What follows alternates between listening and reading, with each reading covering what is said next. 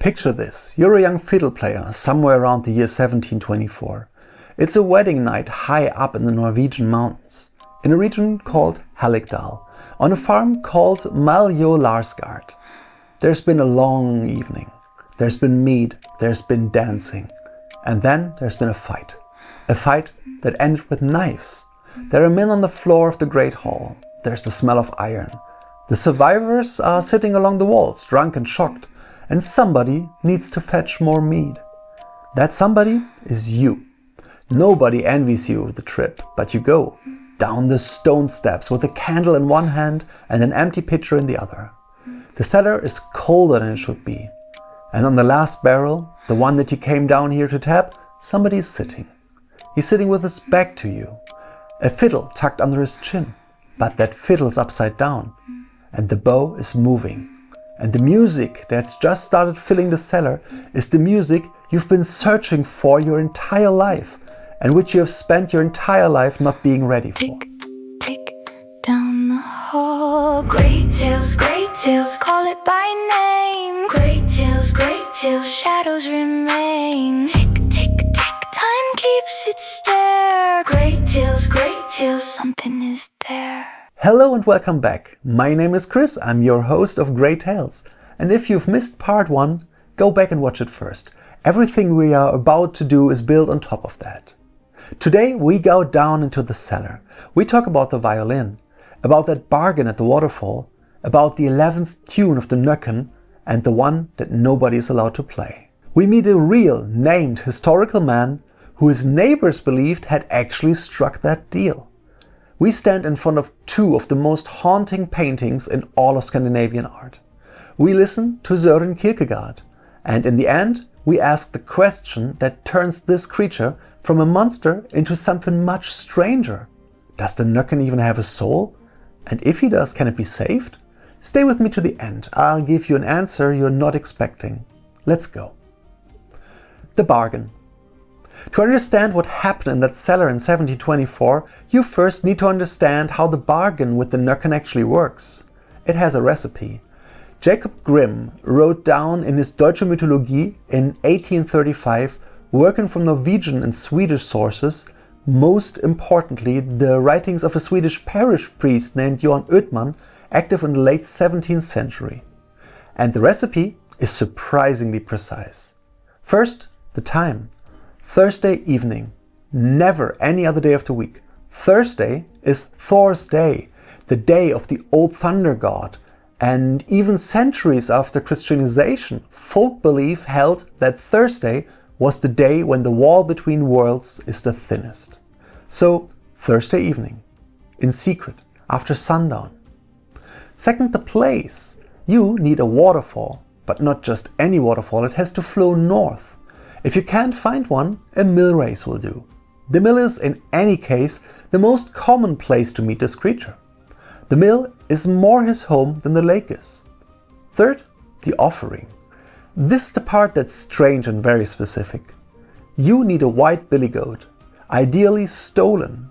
You throw it into the waterfall, but you turn your face away while you do it. You are not allowed to look the creature in the eye. There are some regional variants. Some demand a black lamb, some a black cat, and some, my favorite, because it sounds so absurdly mundane, demand a fiddler, a smoked, salted leg of mutton. But not just any leg. It has to be stolen out of your neighbor's larder on 4 consecutive Thursdays. And now the truly grim part. There's a quality clause. If the meat you bring is too lean, if any piece of it is missing, if it isn't fully on the bone, then the fossegrim, which is what the waterfall dwelling form of the Nøkken is called in Norway, will only teach you how to tune the violin, never how to play it. If your offering is fat and fresh and whole, you get virtuosity. If your offering is half-hearted, you get to be a tuner for the rest of your life. The gift is calibrated against the fat content of the goat. That is deeply rural, deeply pre-modern logic. And it tells you something important about how these stories were told. They were not whimsy, they were contract. And then comes the lesson itself. The fossegrim half emerges from the water.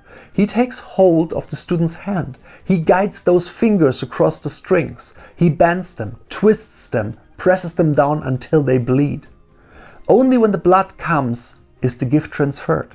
Only when your own blood has dripped onto the violin can you play in such a way that, as the old texts put it, the trees in the forest start to dance and the waterfalls stop their flow. Sit with that image for a moment. A young man, alone in the night, at a north-flowing waterfall. He's holding a violin. With his other hand, he's gripping the hand of a naked, long-haired creature that's risen halfway out of the water. The creature is forcing his fingers down onto the strings, harder, until the strings turn red. That is not a music lesson. That's an initiation. That's a marriage. That is the handing over of your physical safe to something that doesn't have one. The 11th tune. The Strömkarl, which is one of the Swedish names for this creature, knows 11 tunes. He's allowed to play 10 of them. They're for human dancing, polskas, wedding tunes, helling jumps. Once you've made the bargain, you can play all of them. You're the best fiddler in the region. You get called to every wedding, every funeral, every midsummer night. You're famous, you're paid well. You're the kind of man people keep watching just a little too long. But then there is the 11th tune. Strömkarls Lotten 11 lad. The 11th sled of the Strömkarl. It doesn't belong to humans. It belongs to the night spirits. And it must never, never ever be played. If it does get played, the descriptions in the 19th century folklore collection are eerily consistent. Tables and benches start to dance. Cups and pitchers dance. Old men with broken hips, grandmothers who haven't stood up in 10 years, they dance. The blind dance, the lame dance, babies in cradles dance. Everything in the room dances. And it doesn't stop. It doesn't stop until somebody cuts the strings, or smashes the fiddle, or, the trickiest method, somebody plays the tune backwards fast enough. Some people survive that. Some people dance until they fall to the floor. And then, the stories say, their bodies keep dancing. You can probably guess now what happened in 1724 in the cellar of Myljo Larsgard. Fanitullen. Hallingdal is a high mountain region in central Norway. Steep peaks, deep valleys, farms that get cut off for weeks at a time by snow. There, in the parish of Hol, in the spring of 1724, there was a wedding at the farm of Myljo Larsgard. The wedding, as I said, turned into a knife fight. Several men died. The survivors were sitting in the great hall, half drunk, half in shock, and they needed more mead. The fiddle player, whose name we don't have, went down into the cellar. On top of the barrel he was about to tap, the devil himself was sitting. He held a fiddle upside down on his chin, and he was playing a wild helling, a Norwegian dance tune, faster and more violently than anything the fiddler had ever heard in his life. The fiddler memorized the melody. He never got the mead. He went back up the stairs empty-handed, and he played the tune for the wedding party. In the mild version of the story, he just learned an unusual demonic-sounding melody, and that was that. In the hard version, the one that's been told in Hallingdal from generation to generation, the wedding guests started to dance. They couldn't stop. They danced until they collapsed. Their bodies stayed on the floor, but they keep dancing. Until the skulls come loose, until the skulls rolled out the door and then down the hill. The story was written down as a poem in 1849 by Jørgen Moe. Yes, the same Moe who, with Asbjørnson, collected the Norwegian fairy tales, the man who basically invented Norwegian folklore as a national project. He called the poem Fanitullen, which translates roughly as the devil's tune. The melody itself still exists. It's played on the hardanger fiddle, the Norwegian folk fiddle with sympathetic strings underneath. In a special tuning, the fiddlers call troll tuning, A, E, A, C sharp. That's the same tuning used for a piece called Kiflemojane, about three sisters who danced for a wedding on a Sunday and were turned to stone for that. You can hear it on YouTube. You can hear it live at any Norwegian folk festival. And if you're sitting in the audience and the first notes of the troll tuning swell up to the speakers, you are sharing a room with 300 years of Northern European fear. The Miller's Boy. There was a real man in Norway whose neighbors believed that he actually had done it. that he had actually walked up to the waterfall, that he had thrown the goat, that he had let his fingers be ground down on the strings until they bled. His name was Thorgeir Augundsson. He was baptized on the 1st of November 1801 in Soarhead in the Norwegian region of Telemark. Locally, they call him Tage. The whole country knew him by his nickname, Millerguten, the miller's boy. His father Augund was a miller. His mother Gunhild told him to play the fiddle in secret because her husband didn't approve of music in the house. She did it while her husband was at work, in the kitchen, in the barn, in the hours when no one was listening. And what Tage did with that gift was, by the standards of his time, impossible. He could play pieces that other fiddlers swore couldn't have been composed by any human mind. He had a speed in his fingers that left audiences sitting in silence afterwards. There was no music school he attended. There was no famous teacher he could point to. There was a miller's boy from the high country, and there was music that could cut a tear right through the fabric of the world. In the summer of 1831, he met Ole Bull.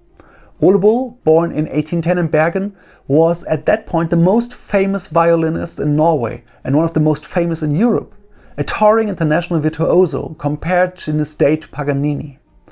Bull heard Tage play, and he was so shaken that he basically adopted him. On the 11th of January 1849, the two of them performed together in a Masonic lodge in Christiania, what's now Oslo.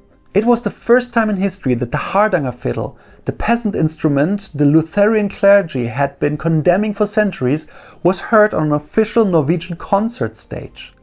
And what people whispered about Tage wasn't that he was a genius. What they whispered was that he had been with the Fossegrim, that he had thrown the goat, that he had taken the lesson. To them, it was the only thing that made sense. How else does a miller's boy from Telemark, who never set foot in a school, play like that? There's one detail I love about this story, because it tells you how deep that belief went. The folklorist Richard Berge wrote down that when a man named Theodor Kjerulf asked Tage point blank whether he had really learned from the Fossegrim, Tage denied it, said no, said that's not how he had learned. And that denial is folklorically more interesting than the legend itself, because it tells you the legend wasn't his. It was his audience's. His audience needed it. They needed to believe he had been to the waterfall, because the alternative, that a human being had simply on his own played that well, was too frightening. It was easier if the devil had been involved. Tage died on the 21st of November in 1872 in Rowland of tuberculosis in poverty. But his pupils, Håvard Gyrborn, Knut Loras, Johannes Dahle, Gjermund Haugen, carried the line forward. All of them got the same legend pinned to them, with variations. And in Bergen today, on the public square called Ole Bulls Plass, there is a statue of Ole Bull. It was made by the sculptor Stefan Zinding and unveiled in 1901. Bull stands tall in his pose, and at its feet, hunched under a stone waterfall, there is another figure, playing a harp. That figure is the Fossegrim. In the Norwegian visual imagination, the country's greatest violinist and the water spirit are not separable. They share the same plinth. And one small bit of postscript. The Hardanger fiddle, that instrument, was condemned in Lutheran Norway for centuries. Pietist priests called it a sinful instrument because it led to dancing, drunkenness and brawls. Hardanger fiddles got burned, some by their own owners in fits of conscience, some by clergy. Until well into the 20th century it was forbidden to play that instrument inside a church. The first man ever to play one inside a Norwegian church was Johannes Dahle in the 1920s. Stop and think about that for a second. An entire folk instrument was considered so closely linked to the water spirit that it wasn't allowed in the house of God for 200 years. That's not a charming superstition. That is official church policy. The Nøkken's violin was real enough that they had it banned. The Polska and the Girl. Sweden had its own equivalent of Fanitullen, a tune called Neckar's Polska, the Neck's Polska. It was written down in 1810 by a man named Arvid August Afzelius. Afzelius was a parish priest of folklorists, one of the first serious collectors of Swedish folk music. He heard the melody from a peasant girl. He notated it, He couldn't get it out of his head. And in 1812, he wrote new lyrics to it and published the result in a journal called Iduna, the in-house publication of a society of Swedish romantic nationalists called the Göttiskar Förbundet, the Gothic Brotherhood. In Afzelius's text, the neck is grieving. He's sitting in a green hall deep in the sea on a floor of diamond, and he's playing for a woman he's lost. A woman named Freya, who left him to be with Odin. She is now in the sky as the evening star, and he plays for her every night in his sunken hall. It's a beautiful, deeply melancholy idea. The thing that you were terrified of yesterday is suddenly a heartbroken lover, and that shift from monster to lover, from killer to mourner, from demon to artist, is exactly what happens to the Nøkken in the 19th century. The Swedish polska made it all the way to Paris. On the 9th of March 1868 at the Paris Opera, Ambroise Thomas premiered his opera Hamlet. He wove the neck's polska into the score, and the Swedish soprano Christina Nilsson sang it in Ophelia's Swedish ballad. Sitting in that Paris audience in the most prestigious opera house in Europe was an entire bourgeois and aristocratic crowd listening to a melody pulled directly out of a Swedish brook. The water spirit had arrived. The priest and the blooming staff. But before we go to the painters and the philosophers, we have to tell the most theologically loaded story ever told about the Nøkken. It's preserved in a Swedish collection by Herman Hofberg from 1882 with an earlier version in the Hilton Cavallius. This is how it goes. A priest is riding across a bridge one evening. It's summer. The sun is just setting. From the river below him he hears music. Beautiful, intricate string music. He stops, he looks down, and there, sitting on the surface of the water, is a young man. Naked from the waist up, red cap, yellow curls. He has a violin, and he's playing it with such devotion that for a moment the priest forgets he's a priest. But then he remembers. He recognizes the creature. It's the neck. And he calls down, half angry, half pitying, "Why are you playing so cheerfully on your harp? This dry reed in my hand will turn green and bloom before you ever attain salvation." Down in the water, the violin stops. The neck looks up. He says nothing. He takes his violin in his hands and he breaks it into pieces. Then he weeps, tears running down his face. The priest rides on, satisfied with himself. He's told the devil the truth. But he hasn't gone far when he notices something happening to his staff. Green shoots are coming out of the dry wood. Buds are opening. Flowers are blooming. The priest stops. He understands that he has just told the creature it cannot be saved, and heaven is telling him he had no right to. So he turns his horse around. He rides back to the river. And he calls down, "Maybe God knows after all." In the water below, something stirs. The neck rises again. He sees the blooming staff, and he calls back in a voice that's part tears, part hope, "Then I'll gather up my pieces and play more sweetly than ever before." This is one of the most moving folk tales Scandinavia has ever produced. It takes the easy assumption that Christianity must condemn everything pre-Christian and turns it inside out. It says even the water spirit can be saved. Even the creature for whom theology has no slot can bloom. The blossoming staff motif isn't accidental. It's lifted directly out of the Old Testament. Aaron's rod, which sprouted to show God's choice. And out of the medieval Tannhäuser legend, in which Pope Urban's dry staff blooms to show that even the Knight of Venus could have been forgiven. The darker version. Now I have to tell you the other version, the one in which nothing blooms. It comes from the greatest Swedish romantic poet, Erik Johan Stagnelius. Stagnelius died in 1823, very young, he was only 29. His father was the parish priest in Gärdslösa on the island of Öland, off the southeast coast of Sweden. Behind the church there's a brook. It's called Silverbäcken, the Silverbrook. There's a memorial stone there today with a poem on it. The poem is just called Nøkken. I'll give it to you in summary.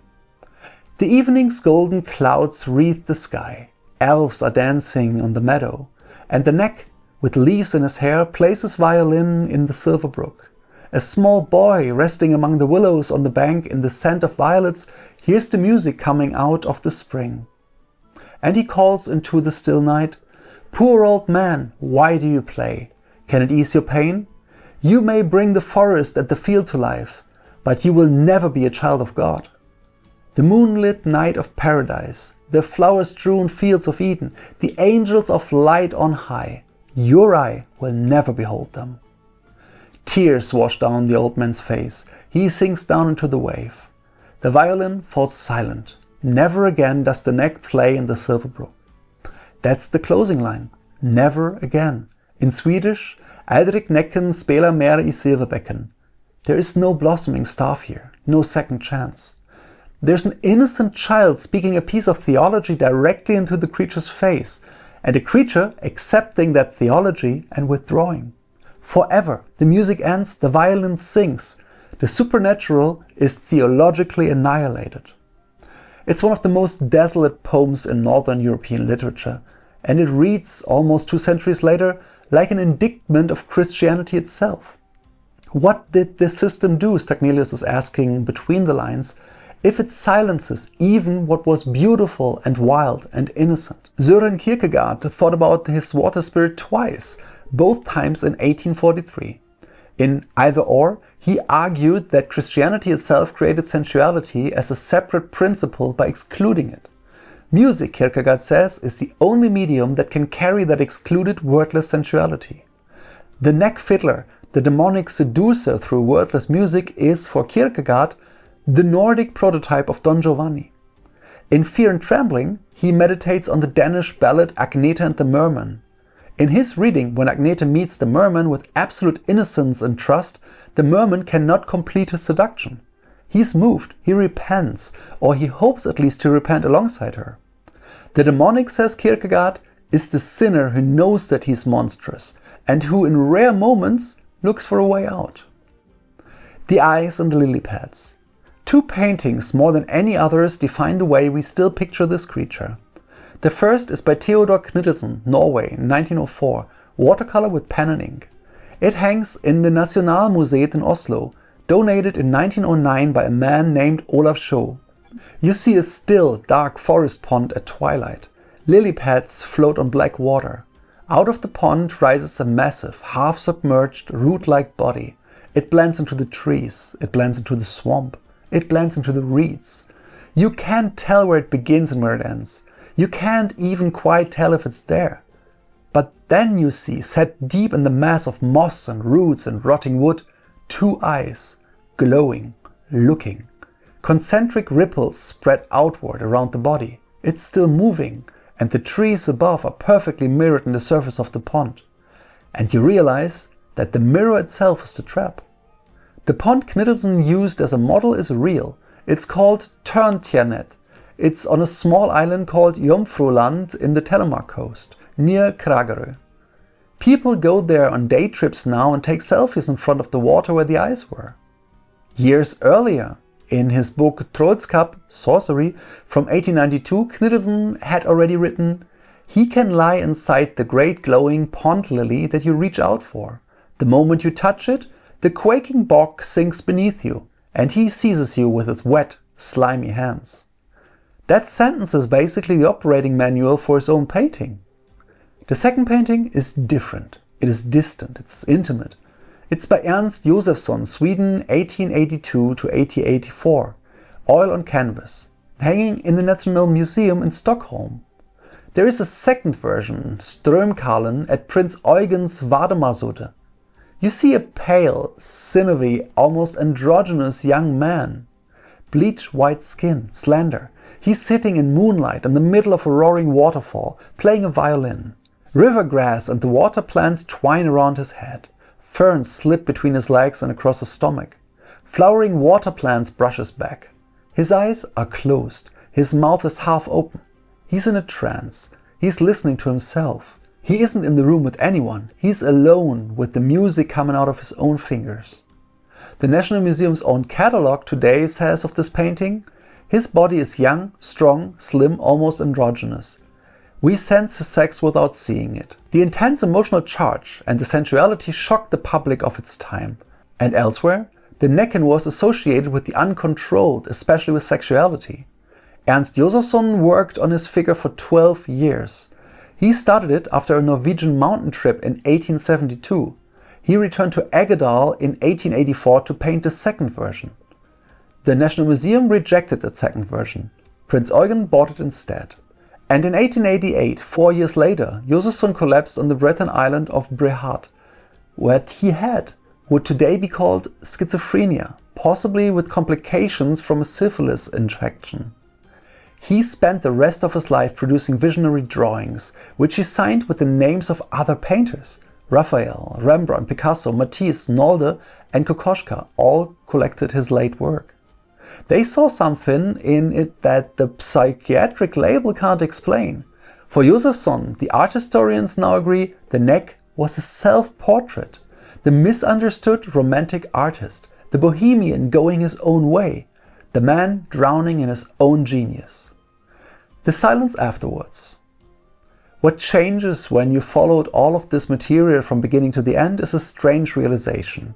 The central horror of the Nøkken isn't the drowning, it's the silence afterwards. The music ends, the violin breaks, the boy who shouted "You will never be a child of God" down into the water walks home to his mother. The pond goes flat, the lily pads close. The Nøkken is the figure Northern Europe invented in order to hold three incompatible things at the same time. A real fear. Children died in mill ponds, women died in rivers, men drowned in fjords. It wasn't superstition, it was statistics. A theological scandal. A beautiful, musical, weeping creature for whom the Christian system had no slot, but which couldn't simply be filed under the devil, because it was too poetic, too human, too sad. And an aesthetic intuition, that the most dangerous music is the wordless music, that the truest sensuality doesn't speak, that the real seducer never says a word. In 1555, the Swedish bishop Olaus Magnus, in his great history of the northern peoples, wrote a single sentence that holds the whole practical layer. When the Nøk shows himself, somebody is going to drown.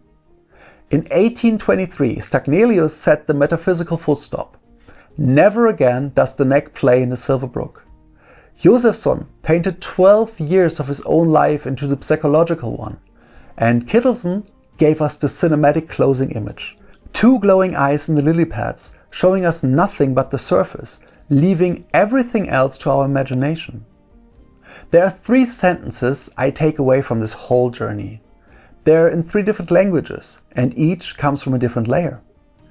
Tiden kommen, men ikke mannen. The hour has come, but not the man. Ek nenni ekki abak. I don't feel like getting on his back. Aldrig nekken spela mer in silverbecken. Never again does the neck play in the silver brook. Maybe that's the only definition of the Nøkken that holds over time. He's a creature of thresholds, between paganism and Christianity, between music and silence, between the surface and the depth, between the listener on the bank and the body that won't be found until morning. Germanic Europe has its Wassermann, its Nixe, its Lorelei on the Rhine. But the Nordic Nøkken is something subtly different. He isn't only a monster in the water, he's a figure who sits at the edge of the audible word and asks to be saved. And depending on which version of the story you grew up with, he's either granted that grace, denied it, or quietly, finally, lets his violin slip down into the dark. Closing thoughts.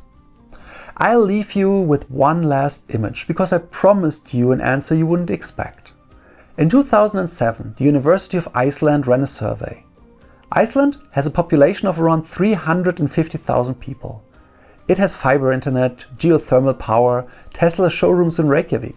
The researchers asked their fellow citizens whether they believed in the existence of supernatural beings. Elves, trolls, the Nikur, the water horse with its hooves on backward. 62% of those Icelanders said that this belief for them was more than just a fairy tale. 6 out of 10 adults in a fully digital industrial society in 2007 looked at the horse on the lakeshore and answered, maybe. Maybe there is something there. Maybe I won't get on.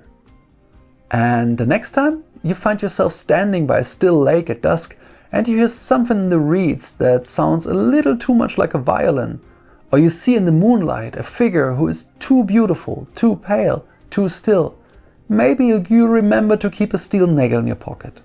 Maybe you remember to call out his name. Maybe you remember that the hour can arrive without the man. But if you are very lucky, you'll meet him in his other shape, the one with the broken bow, the one with the tears, the one hoping that somewhere up there a dry staff is just starting to bloom.